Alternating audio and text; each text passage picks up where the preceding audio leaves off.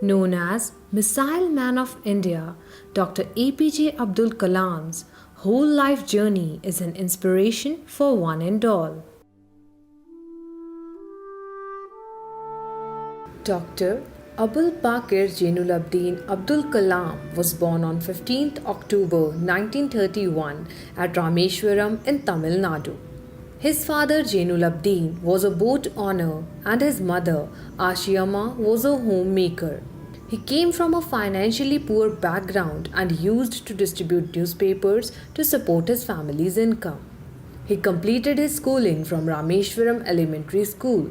In 1954, he graduated in physics from St. Joseph's College in Tiruchirappalli. In 1955, he joined the Madras Institute of Technology and studied aerospace engineering.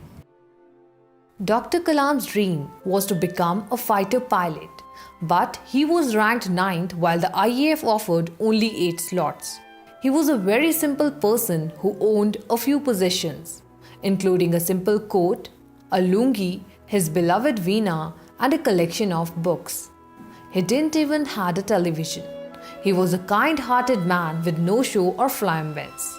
His love for children was always evident. As soon as the program got over, he would cross the barricades to interact freely with the children, speak at length with them, and motivate them to take up challenges. APJ Abdul Kalam's birthday, October 15, is celebrated as World Students' Day. Dr. Kalam emerged as a superb team leader and a technologist par excellence in his scientific career. From 1963 to 1980, his career was spent in space research with the founding of India's space program by Vikram Sarabhai under the Indian Committee for Space Research, which became ISRO. The successful launch of the Satellite Launch Vehicle SLV-3 was a high point of Kalam's space stint, which propelled India into a select band of countries with rocket launching capability.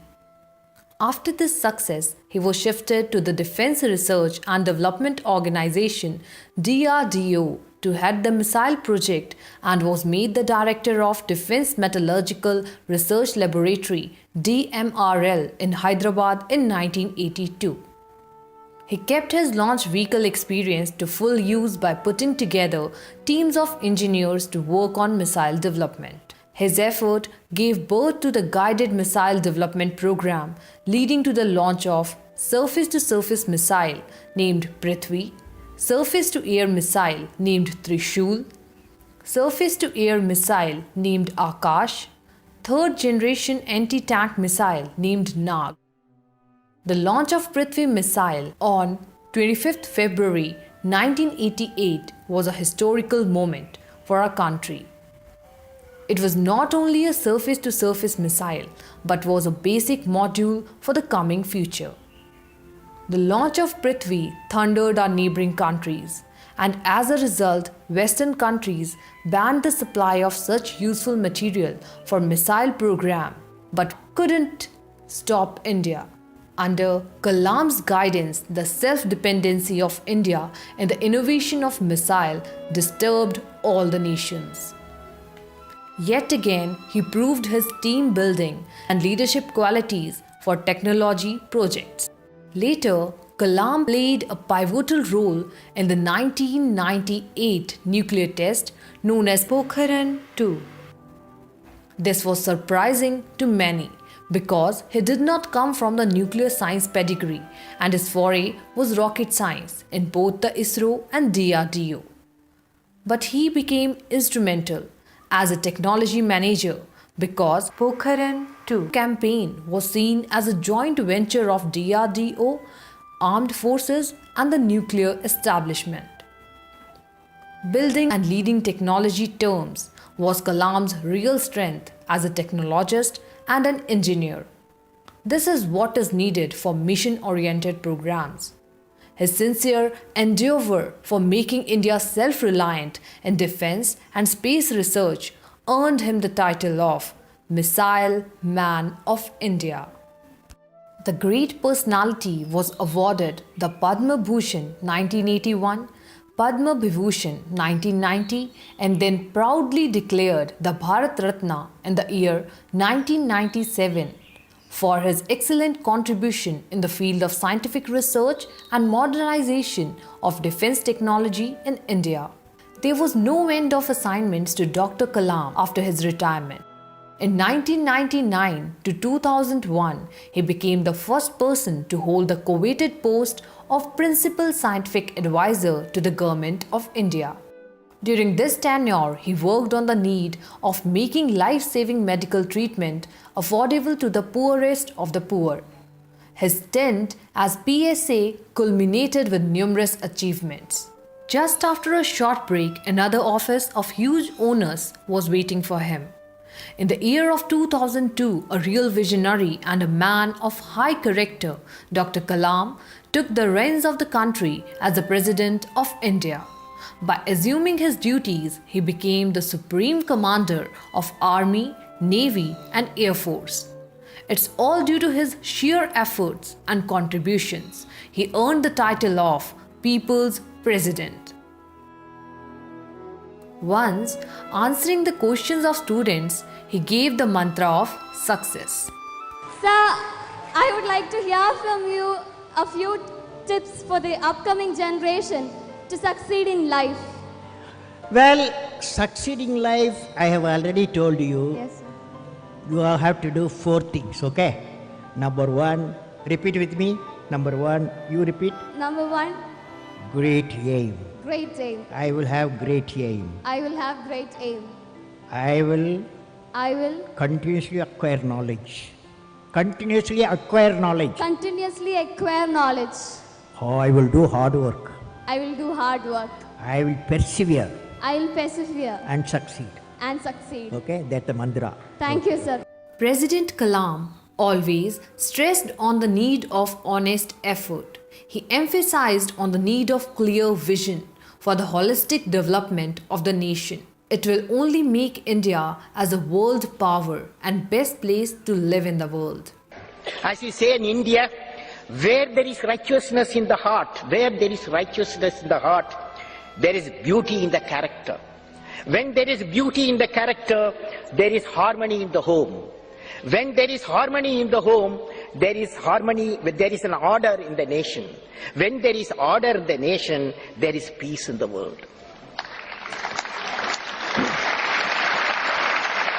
Dr. Kalam, a human being from the heart and soul.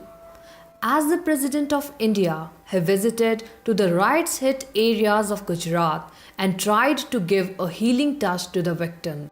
Not only this, he also met with the ruined families of Bhopal gas tragedy. As a president, he broke the myth that the top office is powerless and the incumbent is just a rubber stamp. During his tenure, he refused to approve Office of Profit Bill. In this bill, Union government tried to exempt some of the parliamentarians who were the incumbent of executive positions. Dr. Kalam was against the pick and choose policy of the government and suggested to make the exemption list in the bill more purposeful. President Kalam was against death sentence. He reverts back about 50 cases for the reconsideration. In a lecture delivered at Hyderabad National Police Academy in 2005, he asked why only the people of poor background were on the death row. The only mercy plea that Dr. Kalam rejected was from Dhananjay Chatterjee, a lift operator. Dhananjay was convicted rape and killing young girl in Kolkata in 2004. People's President bid adieu to Rashtrapati Bhavan on 25th July 2007. But this was not the end of his pursuit. He perpetually worked to make India a world power. To achieve this goal, Dr. Kalam opted teaching. Speak now. You are a good fellow. Yes. Sir, I am poor English. Would study in Malayalam medium. മലയാളത്തിൽ പറയും.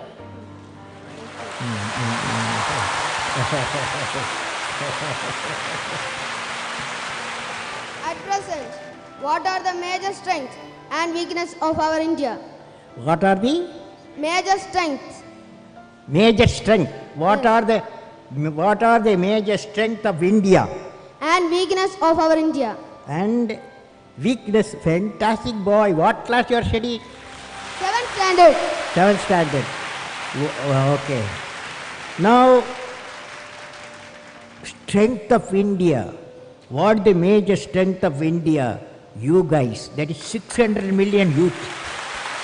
Major strength of India, 600 million youth. Okay. Okay. So the youth, repeat with me, ignited mind, all of you, ignited mind United mind of the youth of the youth. is the most powerful resource This is what on the earth, on the earth, above the earth, about the earth, under the earth. under the earth. You said, what is the weakness of India?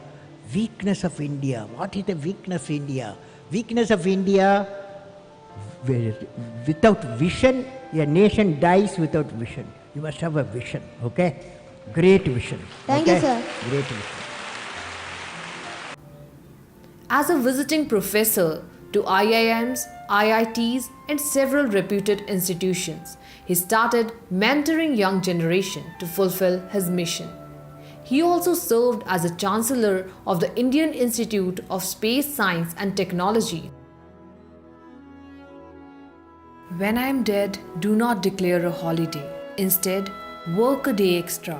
These were Dr. Kalam's profound words and hold true especially today. It was during his lectures at Indian Institute of Management, Shillong on 27 July 2015 that he suddenly collapsed and declared dead due to massive cardiac arrest. Dr. Kalam has been an avid writer and has been an author of many books. In his literary pursuit, 4 of Dr. Kalam's books, Wings of Fire, India 2020, A Vision for the New Millennium, My Journey, Ignited Minds, Unleashing the Power Within India, have become household names in India and among the Indian nationals abroad. These books have been translated in many Indian languages. His journey started from Rameshwaram and reached to Rashtrapati Bhavan with an aim and which continues till he took his last breath. Today, Dr. Kalam is not with us, but his teachings are leading us to achieve new milestones in the realm of science, technology, and all vital affairs of life.